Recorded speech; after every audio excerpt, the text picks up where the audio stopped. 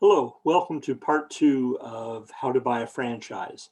This section will focus on the franchise selection, and we're going to get into a lot of detail on different types of franchises. I want to reiterate the disclaimer I mentioned in part one. I'm going to throw a bunch of names out there. We are not advising in favor of or against any particular franchise name. We are just using them as illustrations. So please don't take this as an endorsement of any specific franchise model. Welcome again. My name is Stephen Beal, and I am principal and owner of Beal Business Brokers and Advisors, where we help people buy, sell, value, and improve their business and their franchise. So again, this session is going to focus primarily on selecting a franchise.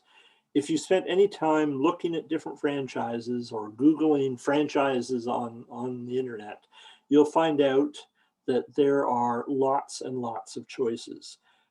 So as I mentioned in part one, franchises represent over a third of retail sales in North America. So franchises are growing, they're big, they're growing, and what that means for you, if you're trying to choose amongst franchises, there's a lot of choice out there. Franchises dominate basically every industry that you can think of, from automotive to food, obviously fast food, but even things that you don't even think of as being a franchise. Travel, hotels, personal services, professional services. There are things like accounting franchises, tax franchises, children's services, educational franchise, every industry that you can think of, there's some form of franchise out there. Here's just a sample of some names across a broad spectrum of types of businesses, everything from pet stores to hotels to real estate, food, obviously, haircuts. All these different industries have a franchise component. Before we get into how to select a franchise, it may be useful to understand the two broad types of franchises that are out there. And they're broadly broken into two groups. One is a product distribution franchise, and the other one is referred to as a business format franchise. And once we sort of discuss the details, I think the titles will become clear. So a product distribution franchise are well-known names like GM, for example, is a franchise. And so it's primarily focused on the distribution of the product, hence the name. So gas stations, bottling plants for pop, car dealerships, they focus primarily on a specific product or brand name. The operator is given a fair amount of latitude because the focus is on the brand name. So the GM dealer, the local GM dealer may not be mandated by head office to clean their washrooms every 30 minutes like they might be at McDonald's. He's given a fair degree of latitude to run his local operation the way he sees fit.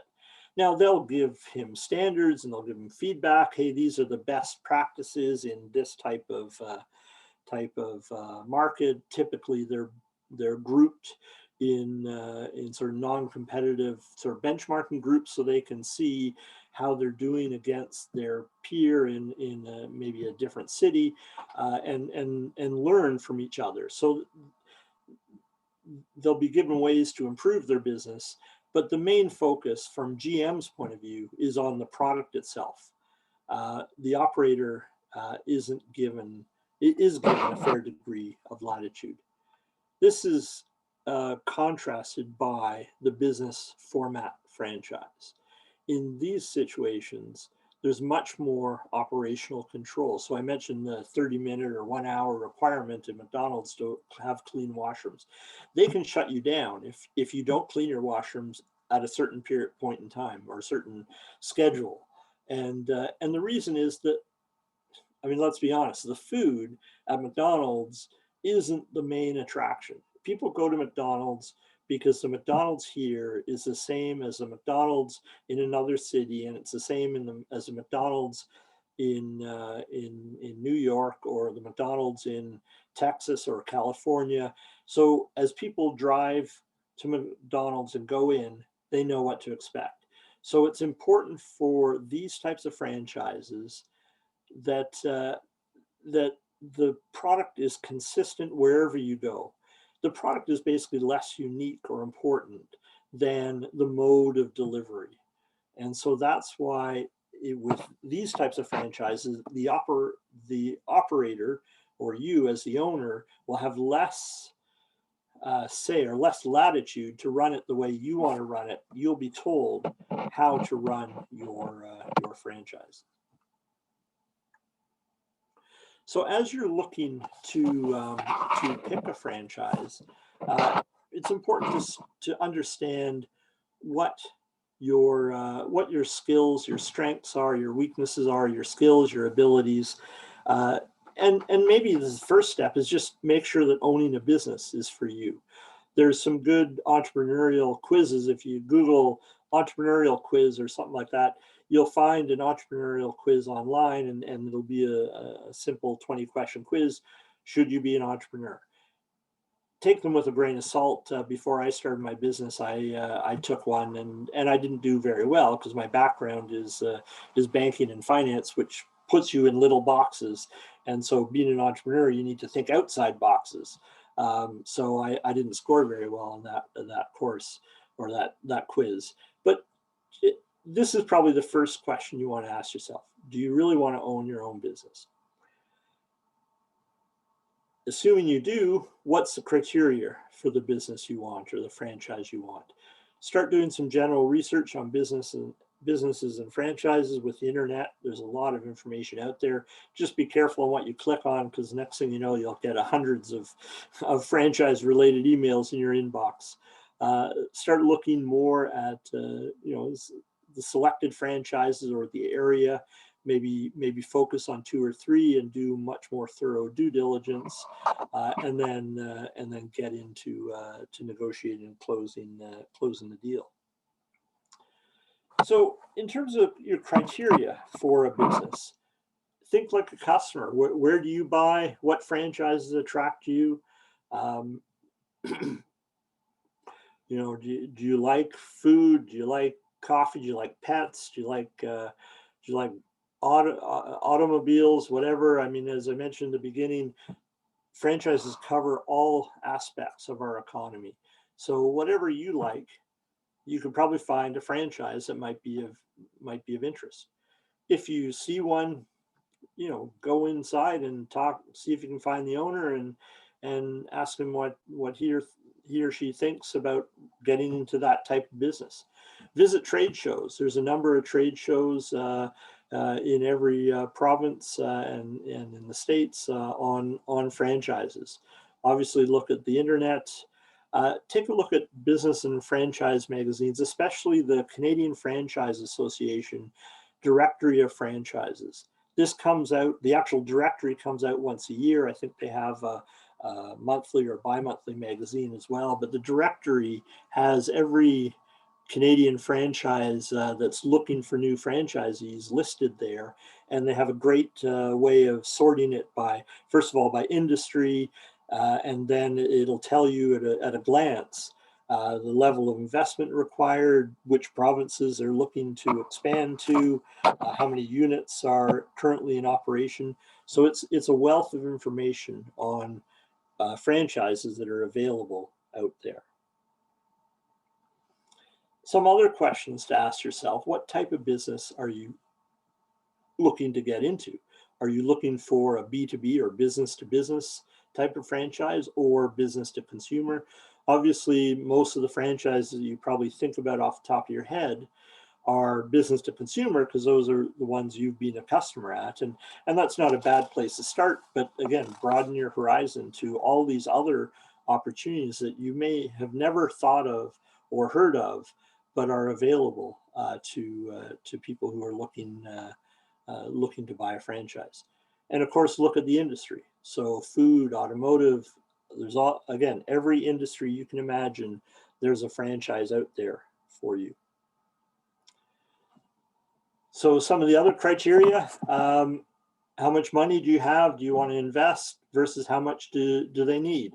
And keep in mind, as I mentioned earlier, banks are willing to finance franchises probably more than standalone startups. So you may not need, if they say cash requirements are $500,000, you probably don't need much more than 25 or 30% of that in cash, and banks will typically finance the rest. You're looking for a home-based thing, looking for a retail location. What's the sales process? And I'll talk a bit more about the sales process a bit later, but this is probably a key element to look at as you're examining franchise. How do you actually get customers? Coaching from head office, or maybe more to the point, any involvement from head office. Coaching could be good, involvement or interfering may be bad. Although back to the format, if it's a business business format, they may be more involved than you may or may not want them to be. Masters, as you get into franchises, you could look at owning perhaps more than one, or for that matter, owning the entire province. So if you like a concept and you've seen it, say, in another city, but you don't see it here in Winnipeg, you could contact them and say, hey, you want the entire city, or you want the entire province, and they may be open to that. Some franchises, that's the way they grow. They find a local person, and then they say, here, help us set up 10 new units. More criteria. Do you want employees? How many employees do you want? How many hours a week do you want to work? Are you looking for a full-time job or a part-time job? What are your personal interests? How much income do you want? And I know it's tempting to say, oh, as much as possible, or $500,000, but realistically, are you looking for something that you can make a bit of money on the side, or are you looking for a full-time income from it? Are you going to be the manager or hire someone? And this will depend on the system. Some franchises will insist that you work there full-time. They don't want to sell franchises to people who won't actually be running them. So let's go through a set of questions that help you analyze each franchise.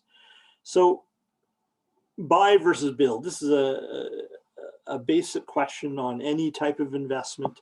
Do you want to buy an out-of-the-box franchise from a franchisor, or maybe you'd be better off setting up your own business? So the advantages of franchises are also their weaknesses. So they give you a proven system, but maybe you don't want to follow a proven system. I mean, are you teachable? Are you willing to follow a proven system? If you're more creative and independent, and or have a need to control everything, you may have trouble following a franchise system. And there's no right or wrong answer. However you answer this, it may lead you towards a franchise, or it may lead you running away from a franchise. But the point is, discover this type of issue first. If you will need to control things and you don't want people to tell you what to do, you probably will not be a good fit in any franchise system. What are your personal skills and strengths? So are you good at sales, operations, or supervision? What's your background and experience? Are you self-reliant, and can you handle stress? These are basic, just sort of business issues. Do you enjoy building relationships with people? Are your family and friends supportive? And are you willing to give up corporate perks? I mentioned in part one that part of the reasons for the growth in franchises is a lot of people who just hate their jobs. They're looking for something different. But to get something different, you might have to give up something. So what are your personal interests? What do you enjoy? What are your hobby hobbies or pastimes. A question I love to ask is, if money were no object, what would you do? If you won the lottery, you took a trip around the world, 3 months later, you're back home, you're bored out of your mind, what would you then do?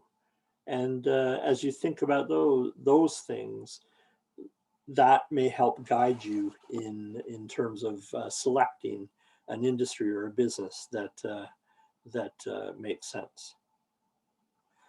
I want to talk a bit about the sales process, because the customers are the lifeblood of a business. Without customers, you're out of business quickly. So how are the products or services sold? So if you think of some franchises that are well known, they're well known because they have a retail location. You go there, it's a restaurant, it's fast food, it's whatever. So there, the key element is having the right location, as everyone says about McDonald's. They're not in the hamburger business; they're in the real estate business.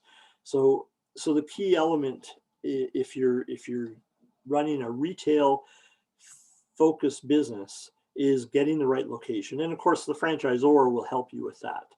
But what this suggests is that your clients come to you. So you may not have to be an aggressive outbound salesperson, because your clients are coming to you, and the brand name is the advertisement that you need. In other franchises, you are the one making the calls. You're going out there, you're knocking on doors, you're picking up the phone. So that's a totally different sales process than, here's my retail location, come in and buy stuff. Or maybe you have sales representatives, or maybe you're selling things over the internet, or some business opportunities are selling things through vending machines or networking. So these are just a sample of 5 or 6 different ways that products can be marketed. And it's important that you understand how does the franchise get business, or how are they proposing that you will get your business? And then how comfortable are you with that process? If you're an introvert and you hate the phone, and the key success factor for that franchise is that you need to make 20 outbound phone calls every single day, then maybe that's not the right business for you. So if I can put this on a 2x2 matrix, if you think about it, if you're a retail location, again, people come to you. So that's the sales process. The alternative is an outbound, where you go to the clients, and the location is less important. So if I think of Tim Hortons, just like McDonald's, location is important. Once you have the right location, the brand name sort of does the rest. And it's really the key success factor in a Tim Hortons is being able to manage it so you can keep up with the volume. The outbound, it tends to be more personal services, like say a Molly Maid, where they literally go to your house and clean. And so, I mean, you don't need a retail location or a prominent location for a Molly Maid. You just need a way to get clients to call you. Same with Avon. I mean, think of their tagline, ding dong, Avon calling, right? Snap-on Tools is an outbound. If you're not familiar with them, they have these big box vehicles, and they drive up to mechanic repair shops, and they sell good quality tools, and they're convenient for the mechanics to buy the tools right off the truck. So they go to the client. UPS, I've put that in both camps, because they have a physical retail location, but the higher volume stores are ones where the owner goes out and drums up business. So yes, they have a retail location, and people can come and get whatever's send a product, like use their delivery service, or get copies made or something printed. But again, the more successful ones that I'm aware of are ones where the owner goes out and drums up business by talking to other business owners, etc. So there are some sort of crossovers, if you will, where they're both retail, inbound and outbound. So if we look at the key success factors of these various businesses, so a retail consumer business, again, as I've mentioned, the key success factor there is location. You can build the best business in the middle of nowhere, and you know, what's the old adage? If you build it, they will come. Yeah, maybe not in high volume retail. I mean, you want to go where they are. You don't want to force them to come to where you are. Some of the other aspects for high volume retail, especially fast food, operations and management or supervisory. So as an owner of, say, a Tim Hortons or McDonald's, you don't necessarily need to be an aggressive outbound salesperson, but you better be good at managing people and supervising people and just sort of making sure, you know, quality and service are delivered on time, and all the different aspects of that type of operation. So you don't have to sell products, but you better be able to manage people. If we look at the outbound, retail is irrelevant. The outbound consumer becomes more on your ability to sell and or your ability to network. So you're selling your product or service, perhaps is over the phone or through the internet, or, you know, door to door, if you think of an Avon. You know, so it's your sales ability that matters more than location. Typically, businesses like that tend to be smaller, so you're not managing 50 people that you might at a McDonald's. So that's less of an issue. When you get into business services, again, business services, retail, location matters. It may not matter as much as Tim Hortons or McDonald's, but you certainly want to be in the right place where you're close to the businesses that are going to use your product or service. And operation does matter as well. I left out supervisory in that quadrant just because you're probably not dealing with 50 people. You might be dealing with 5 or 6. In the outbound business service, it's the same as whether you're selling to consumer or business. It's sales ability and networking. Some of the other issues, if we continue with this 2x2 quadrant, is retail. Retail consumer is going to be capital intensive. You're dealing with the public, and you've got HR issues. Again, you've got a probably large staff element there. Retail business service will be capital intensive. Even the smallest type of retail storefront is going to cost a fair amount just in leasehold improvements and making everything look professional. In the outbound, with consumer, you're going to have fewer employees. You don't need as much money. Outbound business services, that much less capital required. Some franchises suggest all you need is a laptop and a phone to start your business-to-business service offering. So having gone through that, sort of looking at your skill set and sort of what it requires for each of these sort of quadrants.